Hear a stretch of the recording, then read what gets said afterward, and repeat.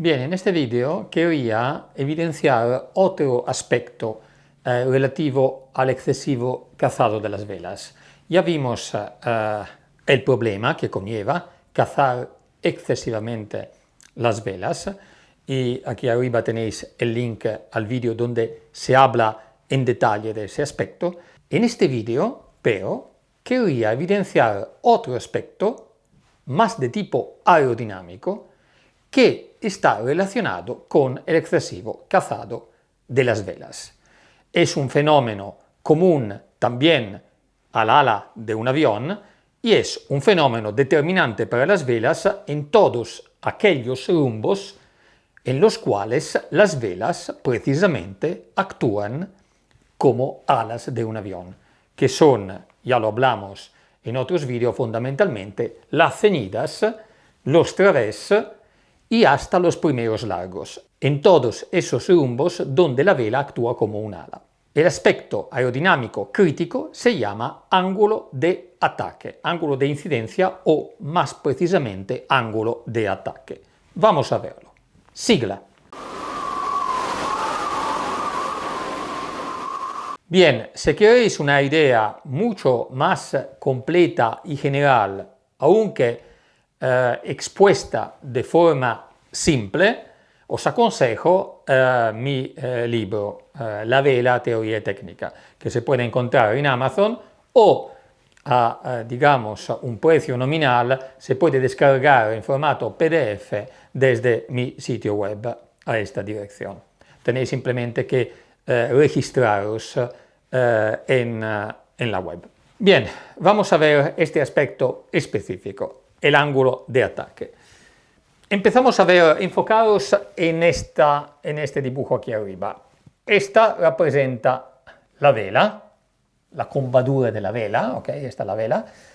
Definimos como cuerda de una vela la línea imaginaria que junta prácticamente el grátil con la baluma de la vela. ¿Okay? Esta es una sección de la vela y esta es la cuerda. Ahora se llama ángulo de ataque o ángulo de incidencia este ángulo, alfa, que es el ángulo entre la cuerda, como veis, y la dirección del viento, así como incide sobre la vela.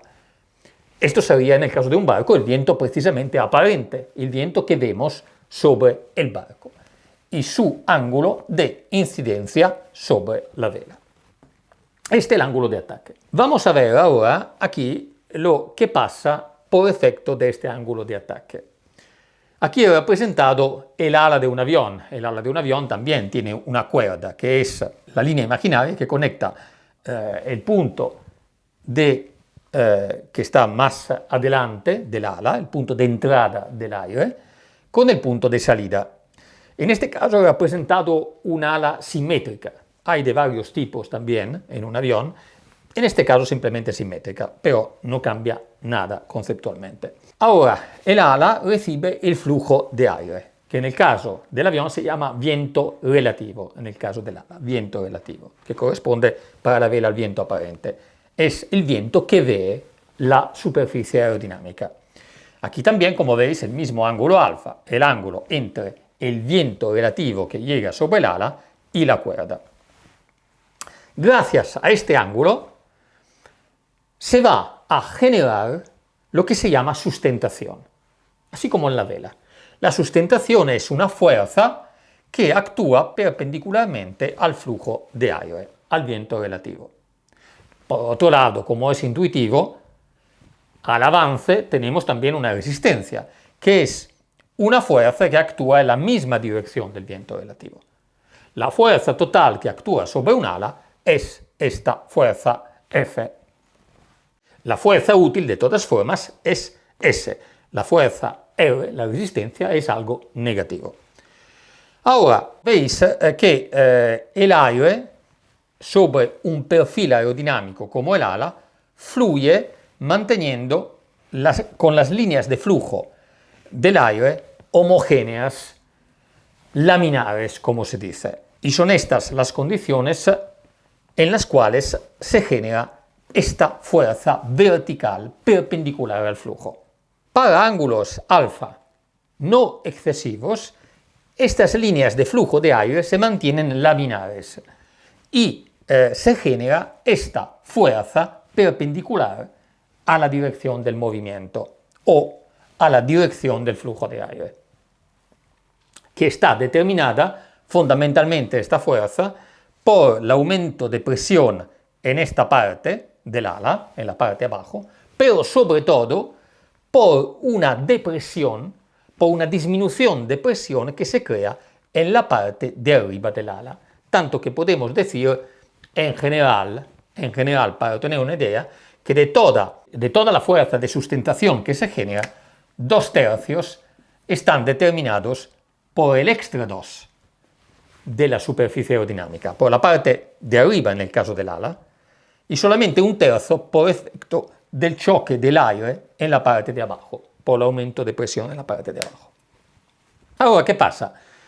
Pasa que cuando el ángulo alfa llega a un valor límite, que en el caso de un avión normalmente varía entre 16, 17, 18 grados este ángulo, improvvisamente las líneas de flujo de aire en esta parte de la vela se hacen turbulentos, se separan, los flujos, las líneas de flujo ya no son paralelas y homogéneas, se separan, se crea un régimen turbulento y la fuerza de sustentación prácticamente se desploma, va a cero. Es el caso de un ala de un avión de la entrada en pérdida. Ahora bien, pasa exactamente lo mismo en la vela de un barco. Si queremos cuantificar estas fuerzas, sustentación y resistencia, voy a cancelar aquí, en general, en un fluido, estas fuerzas estarán expresadas por estas fórmulas. La sustentación es un medio, la densidad del fluido, en este caso el aire, multiplicado por un coeficiente, que llamamos coeficiente de sustentación, que depende de varios parámetros, entre los cuales precisamente el ángulo de incidencia. Aquí dentro entra también la forma del ala o la forma de la vela, aquí dentro de este coeficiente. Y luego la sustentación depende naturalmente de la superficie del ala o de la vela y depende de la velocidad del viento, en el caso de la vela, y del flujo de aire relativo, en el caso del ala, al cuadrado. Lo mismo la resistencia tiene una expresión similar, la única variación es que tiene un coeficiente distinto que se llama coeficiente de resistencia, pero depende exactamente de la misma forma de los mismos parámetros. Ahora, ¿qué va a pasar? Si representamos en función del ángulo de ataque, en función de este ángulo, si representamos este coeficiente, que es un coeficiente, repito, S y R, coeficiente de sustentación y coeficiente de resistencia, son funciones, entre otras cosas es la forma de la superficie, pero es función fundamentalmente de este ángulo alfa. Y son funciones más o menos que van de esta forma. El coeficiente representamos aquí el valor de estos coeficientes, el coeficiente de sustentación hace algo así. El coeficiente de resistencia hace algo así. Coeficiente de resistencia y coeficiente de sustentación. Ahora, el coeficiente de sustentación aumenta, la sustentación aumenta al aumentar del ángulo alfa, hasta un límite. Este que se llama ángulo de ataque crítico, llamámoslo alfa C. Después de haber alcanzado este ángulo, improvisamente pasa lo que os comenté, que las líneas de flujo aquí arriba se despegan y se hacen turbulentas y el coeficiente de sustentación desploma, así como naturalmente la sustentación. ¿Qué vale este coeficiente? En el caso del ala hemos dicho que alrededor de 17-18 grados, en el caso de un velero el ángulo crítico varía, digamos, en los alrededores de los 30 grados, ¿ok? Por la forma de la vela acepta un ángulo crítico mayor. Pero hay un ángulo óptimo, probablemente esto no está dibujado como tendría que ser, algo así, digamos. Pero hay un ángulo óptimo cuando el coeficiente de sustentación, la diferencia entre el coeficiente de sustentación y coeficiente de resistencia, esta diferencia es máxima. Es cuando tenemos la máxima eficiencia de la vela. Máxima sustentación, fuerza útil, y la menor posible fuerza adversa, negativa, que es la resistencia. Y se encuentra antes, naturalmente, de llegar, aquí podría ser aquí, antes de llegar al ángulo crítico. Para un velero, ¿cuál es el ángulo ideal? Es alrededor, digamos, en los alrededores de los 15 grados hasta 20 grados. ¿Ok? Bien. Entonces, recordarse que cazar demasiado las velas es negativo, por lo que vimos en el vídeo de los cuales he dado el link aquí arriba. Pero es negativo también porque si llegamos a ese ángulo crítico, la fuerza sobre la vela se desploma totalmente, la fuerza útil, y el barco prácticamente llega a pararse. ¿Cómo podemos superar ese ángulo crítico?